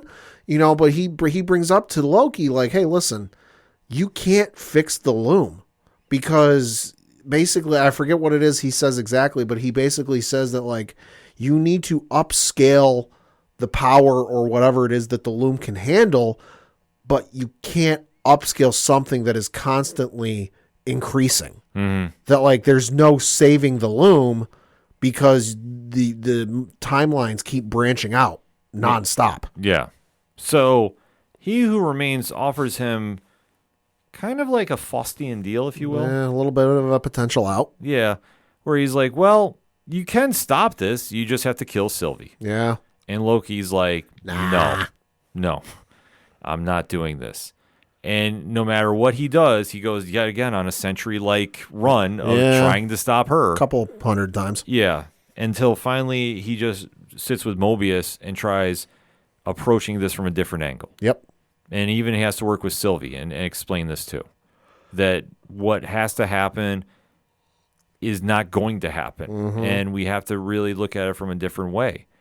So what it ultimately boils down to is Loki steps in for Victor Timely. Yep. And the moment where Timely gets disintegrated, or what did they call it, spaghettified? Yeah, that's what people have been calling it. When he goes out to approach the loom, Loki is the one that has to go there instead.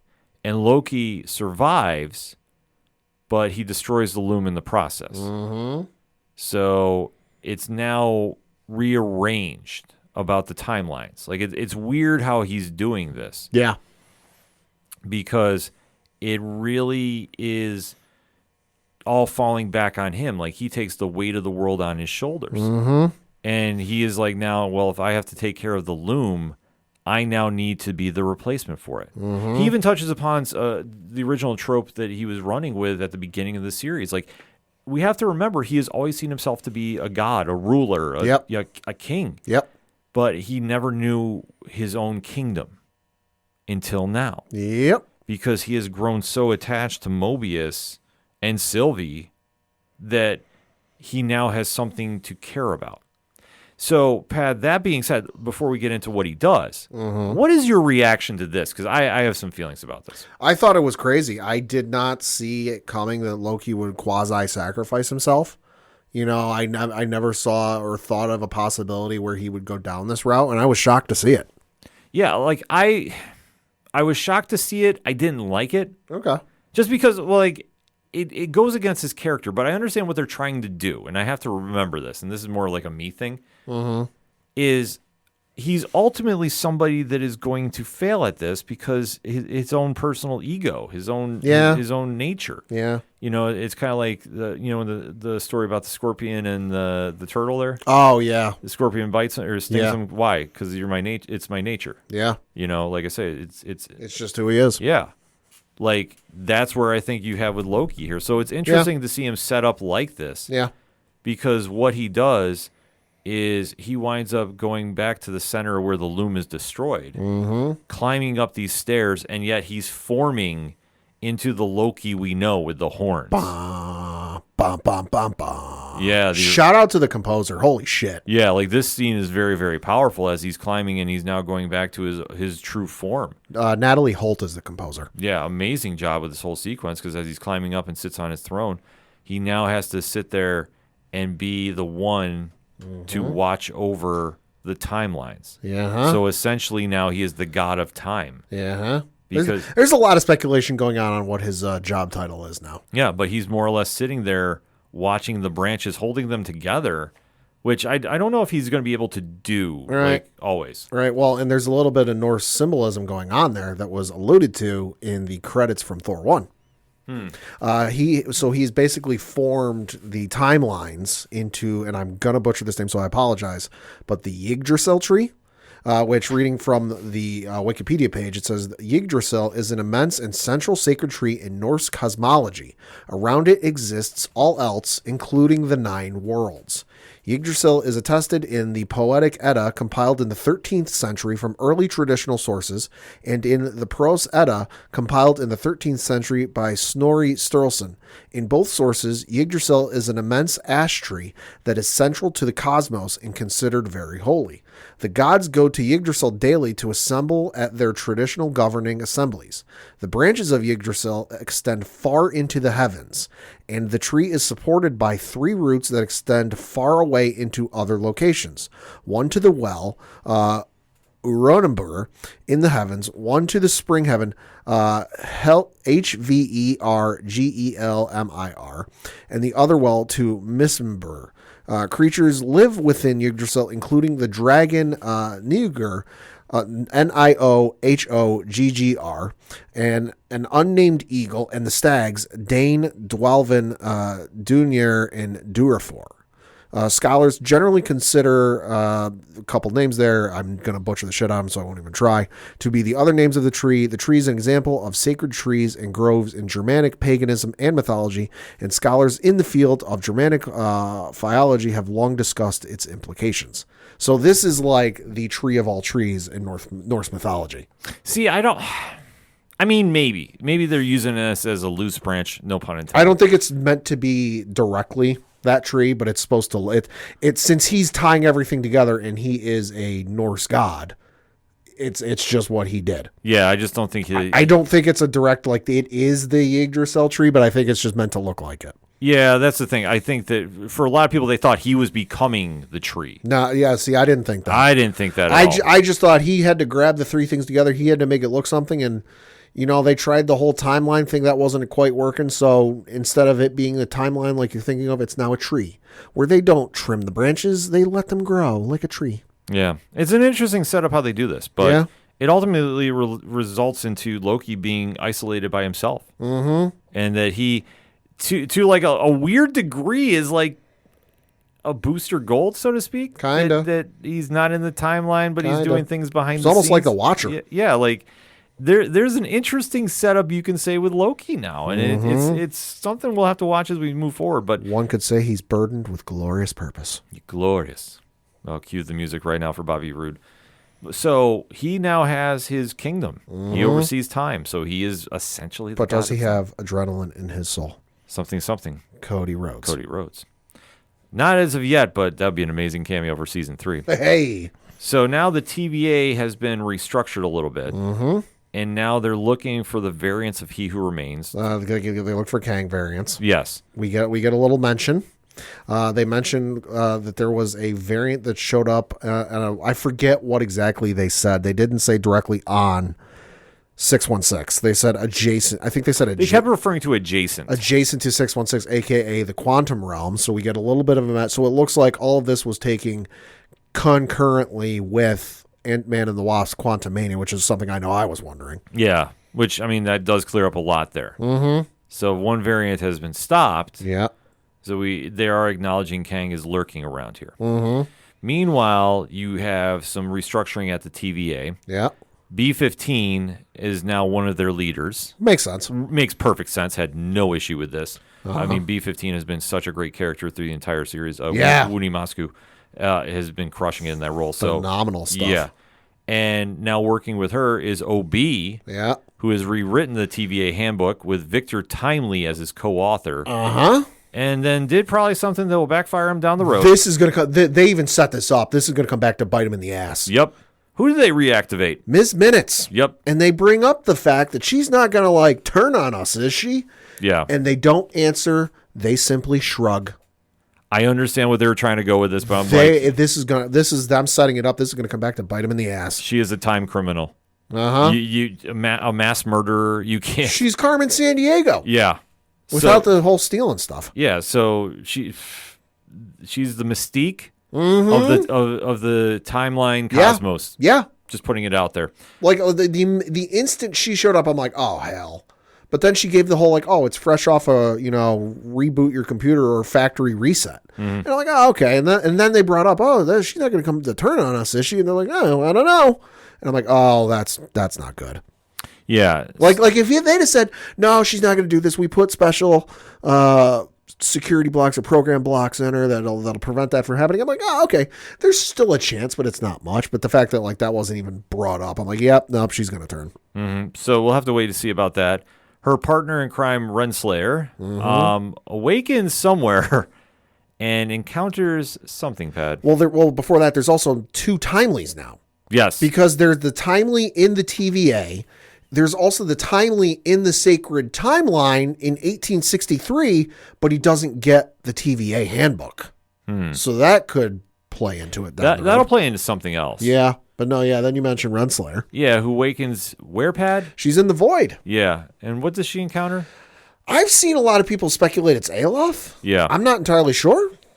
That's the running theory, which, I mean, it makes sense, but it's also, like, I'm not fully sold on it. Like, let me put it that way. But, it's something that the He Who Remains has used for weapons. Yeah. So it would make sense if they somehow get that into Kang's possession. I know the other speculation is she ran into either Aeloth or I know Nathaniel Richards' name is getting thrown around.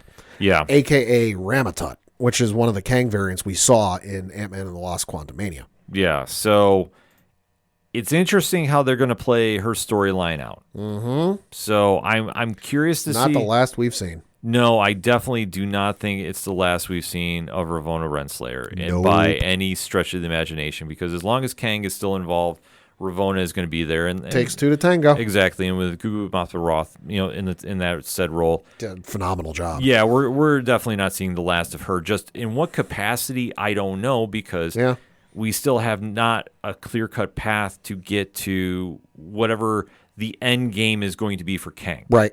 But with Ravonna and Miss Minutes still there and still having their plots wide open, Let's say the threads are still left floating in the wind. yes, there's still time to come back and bring them into whatever is going to be the end game for Kang at this stage. Yeah. But we do end on a very strong character note, though. Yeah. Because we do see that Mobius is meeting with Sylvie and watching his former self, Don, enjoy life with his children. Yep. And it's kind of a bittersweet moment because Sylvie is kind of sitting there going, what are you going to do now? Because he's, for all intents and purposes, retired. Yeah, and he's just kind of basking and understanding that he's been happy. Yeah. And he's going to try forging his own path, it seems like. For now. But I don't think that we've seen the end of this, and I don't think we've seen the end of the series. I think we might have. Well, I think maybe in some capacity. Because the whole show is titled Loki. And for now, he is sitting on this throne in the middle of what was the loom. It's in the middle of the timeline, the multiverse, whatever you want to call it. And he can't move. He can't get up. He can't leave, because if he lets go of those threads, the multiverse falls in on itself. Everything. Because the thing you got to remember, before he gathered them up, all the timelines were dying. Right. There was nothing keeping him going. So unless he comes up with something, which I feel like it would cheapen it, if you go from this with him taking up the burden of holding on to the multiverse and keeping things going for in 9 months to a year, whatever it is, just go, oh, hey, you know what? I figured out a way to get up out of this. You couldn't have figured that out while you were there. I think for now we've seen the end of it, but I don't think we've seen the end of Loki. See, here's the thing. I think that they wind up coming back because I think Kang is the one who sends somebody in there to take it. Could be. And takes him out, and he has to fight his way back. See, that's how I think they set it up, because they just have too many plot holes still unanswered. I think that could happen potentially as a bonus scene to whatever movie precedes the Avengers Kang Dynasty. Well, like I say, we got a ways to go there, and So I mean, I think if anything, we're going to see something at Fantastic Four. Yeah, that could be. I think if anything, it would arguably be then. Based off the rumors of what Fantastic Four is going to entail, that would make sense. Yeah, so we just have to wait and see how it plays out. But I mean, for ending this series on this note for now, strong ending, very strong ending. Really left a lot of emotions on the table there. And especially to see where things go from here. I mean, that's the whole thing with the God of Time and his new stat quo. Yeah, it's a matter of time, no pun intended, till more heroes catch on what he's doing, and then you still have Loki lurking around. We'll hopefully figure out what his official title is, because I know there's some speculation. There's a couple titles I've seen thrown around that it could be. It could be, but like I say, we just have to wait to see how it all plays out. But I mean, Pat, final thoughts on the episode and season? Fantastic episode, best episode of the season, and ended up saving the season for me. I wasn't going to say the season was a loss, but it's definitely up until this point was skippable. Mm-hmm. You could honestly wait until the season was over and really binge watch it and do it all then. But this made it must watch TV. Yeah, no, this was definitely a strong ending. Solid season once we got to the latter half. The first season was better, but this one was okay. Yeah, I agree with you. Overall, first season a lot better, but stronger finale though. Way stronger finale. Oh, yeah. One of the best ones they've done for Marvel Television. Yes. No question about that. Yes. It's not Agents of S.H.I.E.L.D. Season 4, though. Just putting that out there. But it's still very good to watch, and now we have a new God of Time, and where the timelines are going from here literally is anybody's guess. I know there's been a lot of speculation about the future of Kang, but for where we are right now, Loki is overseeing everything, but the question is going to be for how long. So that said, hit us up on that hashtag ODPHpod. What is your thoughts of the season finale of Season 2's Loki entitled Glorious Purpose? Ironically, the name of Season 1's premiere. So does it all come full circle? That's the question. So hit us up. Let us know. We're going to take a quick break. We'll be right back. Hey, this is Scott Snyder, and you better listen to the ODPH podcast, or I'm coming for you, and Batman is coming for you. Coming back for the final segment on this edition of the ODPH podcast. Pad, what you got? Got a couple things to talk about. The first of which is 2 bits of breaking news. Breaking? That's unlike... I know. So reading from the first one, which is on comicbook.com, we have a new casting for Superman Legacy. Oh. The upcoming James Gunn film, of course, being the first film in the DCU, or whatever they're calling it these days, the James Gunn universe. So reading from the article, it says, quote, Superman Legacy has found its newest cast member. On Wednesday, a report confirmed that Maria Gabriela de Ferreira has joined the upcoming DC film in the role of Angela Spica / The Engineer. Let's go. The Engineer is a member of DC's The Authority, which have already been confirmed to be getting their own DC film as part of James Gunn and Peter Safran's DC Universe slate. In the comics, Angela is the second character to take on the mantle of the Engineer and has nanites built within her body. De Ferreira's filmography includes Deadly Class, Yes. The Exorcism of Gods, Animal Control, and The Moodies. Close quote. So interesting casting. I'm all fucking for it. Anything new with Superman movie should be interesting. She was fantastic on Deadly Class. Yeah. You took me a second to remember who she was. Yeah, she'll be great in that role. And then the other bit of casting news, it is rumored to be that Pedro Pascal is being eyed to play Reed Richards. Really? This coming to us from the folks over at Deadline. The article reads, quote, after months of speculation over who might play Reed Richards, a.k.a. Mr. Fantastic in Marvel Studios' Fantastic Four, the wait may finally be over. While a deal is far from done, sources tell Deadline that 3-time Emmy nominee Pedro Pascal is in talks to play the leader of the iconic superhero team. Insiders add that scheduling is still being worked out, but multiple sources close to the negotiations are saying it's headed in the right direction for Pascal to do this and his other future projects. Pascal has a full dance card that includes Gladiator 2, which is expected to go into production before the end of the year, as well as his popular HBO series The Last of Us, which is expected to shoot next year. Marvel had no comment. As for other members of the team, that can now be worked out as it was essential to figure out who would be playing Richards before they could go out with offers to others. The hope would be to shoot early next year, so expect this cast to fill out quickly, with director Matt Shakman currently in pre-production at Pinewood Studios in England. Marvel Studios president Kevin Feige will produce. Close quote. Wow. I mean, that's a huge win if they get him. See, I didn't even think about him coming to the MCU with how busy he is. Because this is going to be a time commitment. Like, the Fantastic Four is going to be all over the place for the MCU. So that's a huge get if that is true. He'll be great as Reed. Yeah. Like, I'm not worried about that at all. Yeah.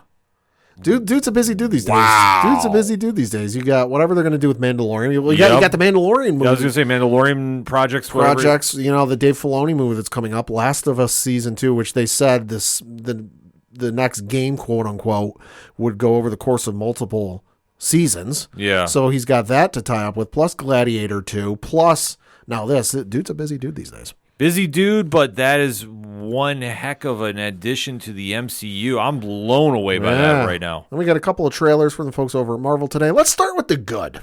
Okay. Let's start with the good. I like good. We got a trailer dropped for What If Season 2, which is coming to us on December 22nd. Going to be 9 episodes. And the nice thing, Marvel's giving us a little bit of a gift. We're getting one a day for 9 days. Oh, that's cool. Yeah, so they're not stretching it out over 9 weeks. So you're going to get one on December 22nd, 23rd, 24th, one on Christmas Day, the 26th, 27th, 28th, and 28th and 29th and 30th and all that. So going to be awesome to see. The trailer, it looks awesome. Not a whole lot to figure out with other than, hey, the Watcher says he doesn't normally do sequels, but, he's making an exception. Yeah, I loved everything I saw with this. This is fun. I mean, it's what if. So you have to see where they kind of lean into timelines and such. But from what we saw, it looks good. I'm all in. Yeah, no, I'm super all in for this. Oh, and then we got to get to the bad. Cue up that 2000 soundtrack. Let's say, where's Remy Zero when we need him? Yep. We got a trailer drop today from the folks over at, I'm not even going to lay the blame on Marvel for this one, from the folks over at Sony. The trailer's on the Marvel Entertainment YouTube page, but Sony's putting this hot piece of garbage out. And that is the upcoming movie entitled Madam Web, which is coming out Lord knows when. I don't plan on seeing this movie, because this movie, I'll admit, I knew this was a thing. I was going to wait and give it my judgment until I saw the trailer. I seen the trailer. I'm not a fan. See, here's the thing with it. I mean, Dakota Johnson's playing the title character. It's a younger version of the Marvel Comics Spider-Man Mystic. Yeah. I mean that's kind of the easy way to describe. Madam Web is going to be interesting to see how they try doing on film, but from seeing the trailer, this straight up looked like Morbius Part 2. This looked like something CWS out of 2000s. Yeah. You know, like I say, you can cue up the Stabbing Westward, the Remy Zero, like that kind of metal rock and roll. Yeah. Plug it in here and it fits. Like it's in the same vein. The issue I have with this, and I mean, I hit me up on the hashtag. I'm more than willing to discuss this. They've already dabbled in the multiple Spider-Women throughout the timelines in this film. So you know it's going to deal with the multiverse, a la No Way Home. Yep. And there are multiple Spider folks in this movie. Yeah, so that's the situation here that we've seen. The stills are out. It's not a spoiler. Spider-Woman's in this movie. Yeah, there's multiple. Yeah. So it just depends on which versions they're doing that we've seen around Dakota Johnson's character. Yeah. So, like I say, the minute I saw the Julia Carpenter character, I was like, okay. And then, I'm blanking on the other one. Yeah. You know what? But in all honesty, like, there's a lot of the familiar faces from the MCU. They also give away practically the entire plot of this movie. Yeah, in the trailer. Comics. Yeah, the comics. So, like I say, from the comics universe, there's a lot of variations of Spider-Woman that are in here, tying in with Madam Web. I'm not sure where they're going with it, but I just know it's going to be time travel, multiverse. I'm not liking what I'm seeing thus far. Listen, it's Sony, Sinister Six in some capacity. Yeah, like that's why I say it's got that kind of vibe. They've had an urge to do Sinister Six now for like 2 decades. Yeah. Is what it is. And then our last bit of Marvel news, it was announced today that Destin Daniel Cretton, who of course directed Shang-Chi, the Shang-Chi film, was scheduled to direct the upcoming Avengers movie, that being Kang Dynasty, but it is being reported by the folks at Variety that is no longer the case.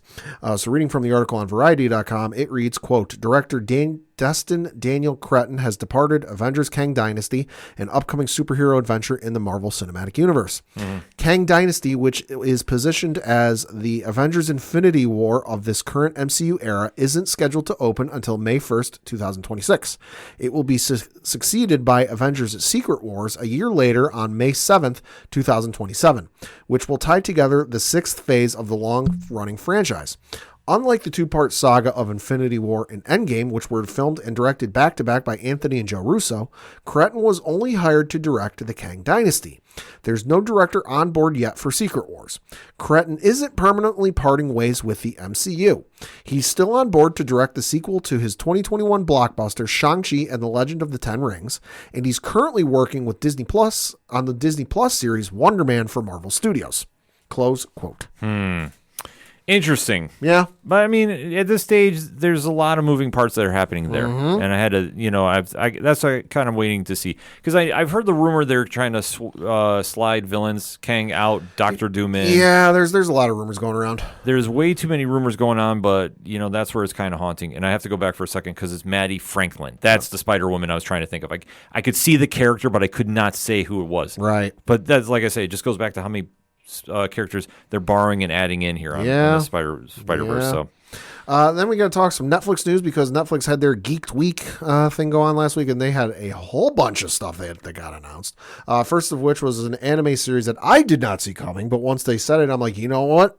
I'm fucking in for this. It was announced that the folks over at Production IG, the anime studio, are going to be working on a Terminator anime series. I'm in. Yeah, so am I. Once you started doing the dun dun dun dun dun, you had me sold. So yeah, this one is coming from Skydance, Production IG, and Mattson Tomlin. It's coming. No release date yet. Only said is coming soon. Really, not even a whole lot shown. Just like a little bit of text, like about 1997. And if you're familiar with the Terminator franchise, you know what happened in 1997. So it'll be interesting to see what route they go with this. I'm all for more Terminator stuff. Terminator is a great franchise. I'm all in. Yeah. I'm all in. I don't need that much with involving Terminator. I'm all in. Next up was we finally got a release for first release trailer for the upcoming Avatar: The Last Airbender live action series. This being an adaptation of the seminal and very popular animated series of the same name that came out in Nickelodeon in the early 2000s, of which I am a fan. I was skeptical about this just because fuck you, M. Night Shyamalan. Yeah. If you're not familiar with what I'm talking about, go watch the first season of Avatar The Last Airbender, which you can find, I believe it's on Netflix. It's also on Paramount Plus.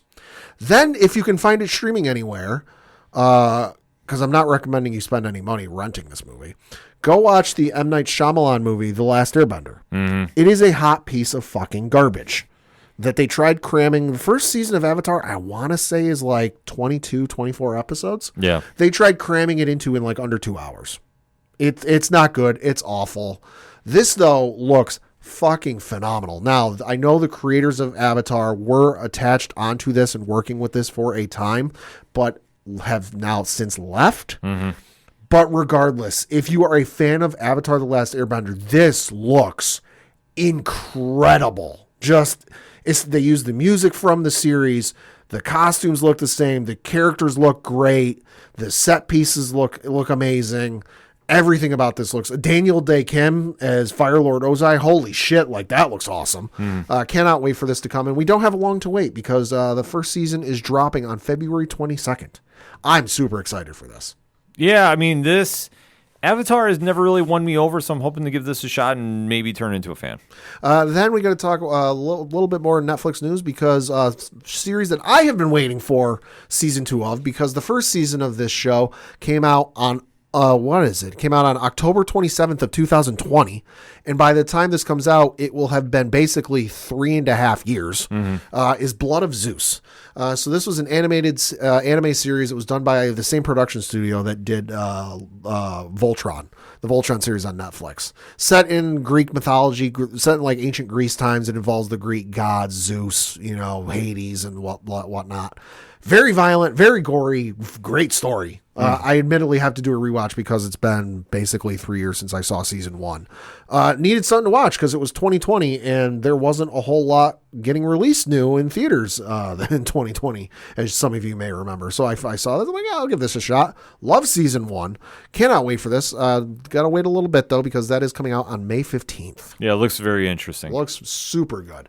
Lastly, certainly not leastly, from the things announced over at Netflix and Geeked Week, did not see this coming.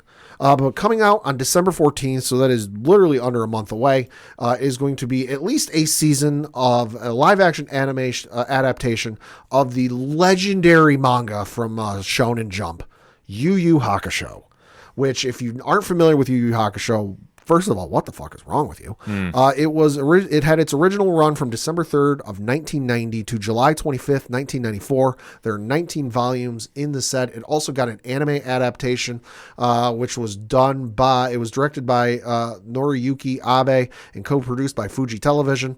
Also, Yomiko Advertising and Studio Perot. The series consisted of 112 episodes and aired from October 10th, 1992 to December 17th, 1994 on Fuji Television. There were also the episodes released on 23 video cassettes from Pony Canyon from January 1st of 1995 to December 6th of 1995. They were also released on 28 DVD volumes. It also got a English dub version from the folks over at Funimation, which I remember watching back in like the early Toonami days in like the late 90s, which is where I saw it and was a phenomenal show. I don't want to spoil anything about this, but go check out the trailer. I couldn't believe they were doing this because I'll be honest, it's a great show. I had not thought of Yu Yu Hakusho in probably like 15 or 20 years. But it looks awesome. It looks visually stunning. It looks very impressive. So I'm super excited to check this out. And like I said, coming out on December 14th. So definitely that is one to check out if you need something to watch. Yeah, definitely caught my attention there. So I'm very excited to see it. So that being said, before we get into the comic shops, very quickly, spoiler-free, Invincible talk. Yeah. Episode 2 came out of season 2. Pad, what's your thoughts on it? As good as as good as episode 1 was, season 2 was a bit of a step back. It honestly felt like filler. It was okay. I didn't hate watching it, but I kind of got to the end of it and went, well, that was the thing. Didn't really advance the plot any. It really didn't do anything for me. It was a little bit of a letdown. Yeah, it was interesting. I will say that. But I have to watch what I have to say with this. So Sure. You know what? I'm just going to err on the side of caution after episode 4 comes out. So That is Pat's take on this. Okay. Just to make sure, because with the deal with I do have my review of season 1 or season 2 and the first 4 episodes up, so I have to be careful what I say. So like I'm not disencouraging anyone from watching it. Like if you're a fan of the show, definitely go watch it. But just like in terms of where episode 1 went and just how things were set up and kind of the intrigue with that, it felt like they took a side trip and decided to go to like the convenience store to pick up some snacks. Okay. So that being said, Invincible is on Fridays on Amazon Prime via Amazon Studios Prime Video, so definitely make sure to go check it out. Yeah. Before we hit to the comic shops, though, there was some comic news that we've known about coming for a little while. Like, we've had a feeling. Okay. So coming to us from the fine folks at Amazon. Ooh. Quote, on December 4th, 2023, we'll be merging Comixology and Kindle applications on iOS, Android, and Fire OS. Starting today, any books previously purchased on Comixology will be automatically visible on your library and the Kindle app. The upgraded Kindle app experience is now available. However, you may continue reading your books in the Comixology app until December 4th, 2023. I know if you're on Amazon Fire Tablet, like I got one a couple years ago. I hadn't used it in a while, so I went to use it the other month and updated the service. That's already been a thing for a while. Yeah. Interesting. We've been hearing a lot of... The writing's been on the wall. A lot of allegedlys with that. So now that's officially going to be going down on December 4th. So if you are getting your stuff through Comixology, make sure to check that out.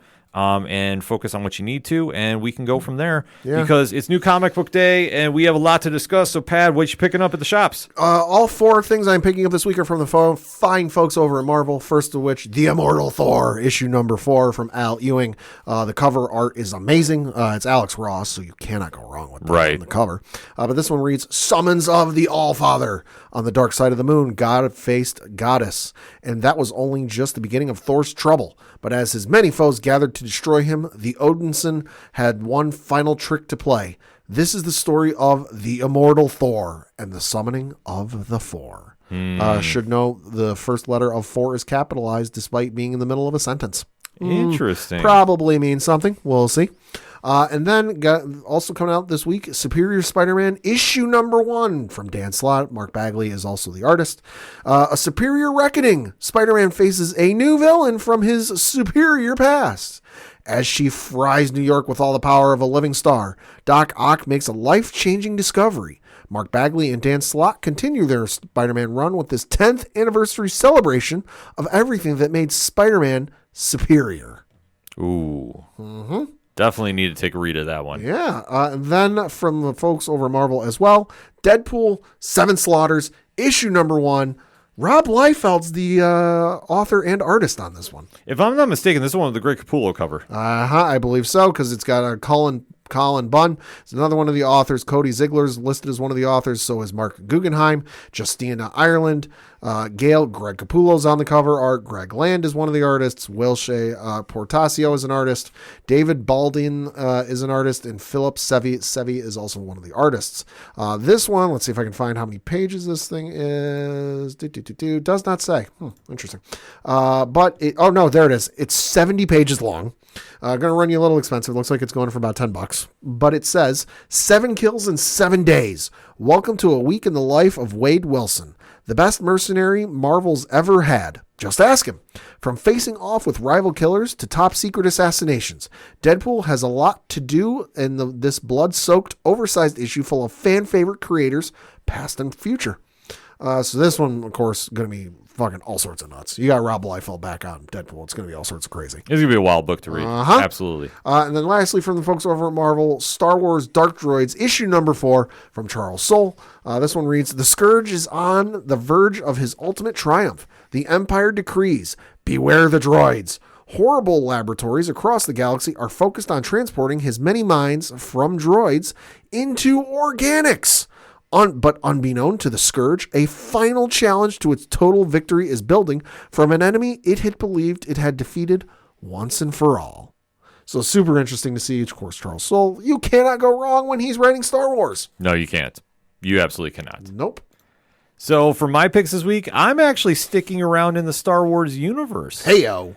Because there is a book out with one of the biggest creators in the game right now, Peach Momoko, bringing her talents to Star Wars. Heyo. And it's Star Wars Visions Peach Momoko #1. So this is an absolute breathtaking read. It's a very cool issue. If you're into Star Wars, you're going to definitely be all about this. I mean, it's the Visions brand that has been killing it on animated form, and now it's been making the transition over into comics too. So I absolutely love this issue. I think it was just an experience. And like sometimes when you have books like that, it'll definitely jump out at you for that. So I definitely loved everything about that. Yeah. Also coming out this week, too, from Marvel was Children of the Vault #4. So it's the final issue of the limited series. Dennis Camp, has written some amazing things with Bloodshot and 20th Century Men. This book definitely lived up to the hype. I really enjoyed it. I like his writing a lot. So this was definitely something I had my eyes out for. So definitely don't want to miss that at the comic shops this week. Going over to the distinguished competition, Outsiders #1. Hey. So Jackson Lansing, Colin Kelly, Robert Carey are bringing back one of the most classic teams in the DC universe. However, this is not the same team that you know about. If you know anything about this team, Pat, it was started out in the 1980s as an alternate to the Justice League. Batman put them together, and it was really, they were doing things on the outside of the law, so to speak. Okay. So this incarnation is a lot different. But the only thing that's kind of familiar is there is a Batman tie, so to speak. Kate Kane and Luke Fox are members of this group. It's not a team, it's a group. Right. As you read, the story goes on, and this is going to be exploring a lot of different areas in the DCU. I thought issue #1 was very, very good. So definitely interested to hear what the ODPH Society has to think about that. Also, keeping it Batman in the DCU this week, Batman and Robin #3, Joshua Williamson, Simone DiMeo. Oh my God, this series is so good. Nice. One of my favorite series out right now, legitimately.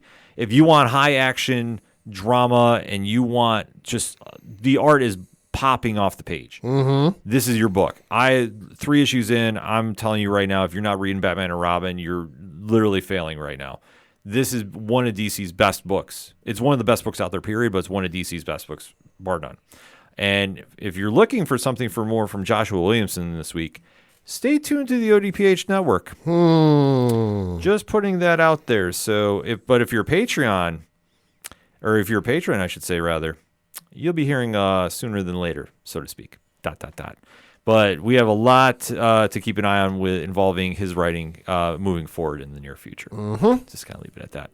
Over on Comixology Originals, Parliament of Rokes, #1. Abigail Harding, Richard Starkings. You might remember them from the Ask of Mercy series. Okay. So this is Harding's first writing duties and also doing the artwork as well. Very cool gothic horror romance story happening here. Amazing read. Like I say, not really sure where we're going just yet, but this definitely has a buzz behind it. I can completely understand why after picking up the first issue. So if you're looking for something that's definitely going to stand out a bit on the shelves, or the digital shelves, I should say, this is going to be one to check out on Comixology Originals right now. Going over to Skybound Entertainment, one of my favorite imprints. They're back, Pad. Yeah? G.I. Joe, A Real American Hero, number 301. Ah, shit. So this is something that if you're a longtime G.I. Joe reader, this is going to be right up your alley. Larry Hama, the legendary writer, is back. Nice. Chris Mooningham is on the art, and this is one hell of a return issue. Just putting it out there right now. So for anybody that's looking for an intro to get into G.I. Joe, because obviously the Energon universe is blowing up right now, this is a perfect issue to come back in on. And the cover by Andy Kubert is just freaking phenomenal, too.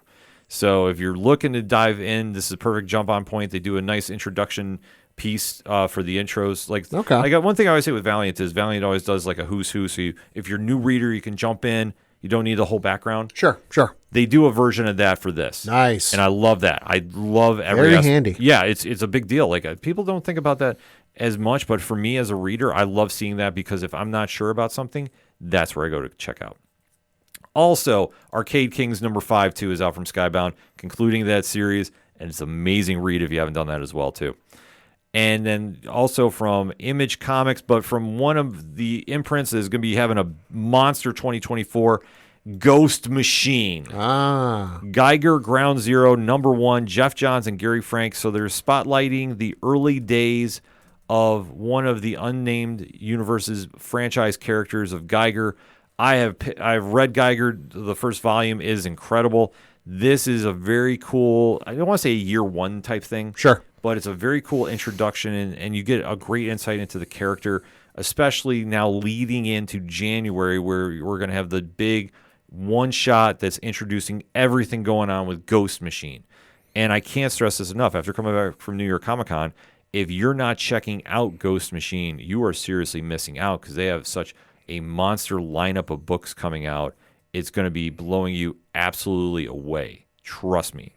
And if you're looking for even more Ghost Machine content, make sure you're subscribed to the ODPH and Nerd Initiative. Wink, wink, nudge, nudge. I've been telling people on Patreon we're making some moves, and sure enough, we definitely are. Money moves. I wish. Well, I mean, never say never. ... We'll just kind of leave it at that. And taking a quick lap around the other publishers this week, Ministry of Compliance #1 from IDW is one that is making a lot of buzz. Over on the Boom Studio sides, they've been putting out hit after hit after hit, and Lotus Land #1 looks like it's going to be another one in that great lineage of books that Boom has been dropping all year. Like I say, they in my opinion, they don't miss. They're just giving you hit after hit after hit. So that's going to be one to keep an eye out for. Image Comics Deviant #1 is James Tynion. That's kind of all you really need in your life. And it's him at Christmas time, right? So, like I say, it's a perfect holiday gift. So definitely make sure you go check this book out. Also, we have so many from Image this week, too. It's crazy. The Cull #4, that is definitely making some noise. Fish Flies, that's a great horror series, #3. I know, Pat, you won't pick it up, but it's a great read. Nope. Like I say, there's so much on the Marvel side of things, too. Capwolf and the Howling Commandos, #2. That came out in a big way. Uncanny Avengers, #4. Oh, my God, there's so many good books this week. And that's why you need to make sure you're following ODPH Podcast Parlay Points, either on odphpodcast.com, under the blog section, or Nerd Initiative, 9 a.m. every single Wednesday. We go every hour on the hour, dropping new reviews, so you know what to pick up at the comic shops each and every week. The bullpen is killing it right now. Absolutely killing it. And if you don't believe me, just go on social media and see the praises coming in, because there is a lot of great things that have been swinging through that we are very, very excited to be a part of. So that being said, nerdinitiative.com. If you need a link, you go to odphpodcast.com. It'll take you right there, too. Like, that's how easy we make it for you to find your comic book coverage. Because like we always say, especially this time of year, make sure to go out and support your LCS wherever you're at. Go into a comic shop, interact. If you need a great series to pick up, they have tons of recommendations. And just say you listen to it from the ODPH and you heard it on Nerd Initiative. And we'll steer you in the right direction always. And, going into the holiday season. Another reminder with this, too, if you have a pull list, make sure you pay it up in full. Don't leave it stranded for the holiday season. Make sure you get caught up on your pull list, people. That being said, for anything and everything it is the ODPH, you can find it at odphpodcast.com. That's it for this week. So for the one and only Padawan J, I am burdened with glorious purpose, and I shall see you all next week. I'm your host, Ken M. Thank you as always for listening to the ODPH podcast, better known as the Ocho Duro Parlay Hour. See you next time.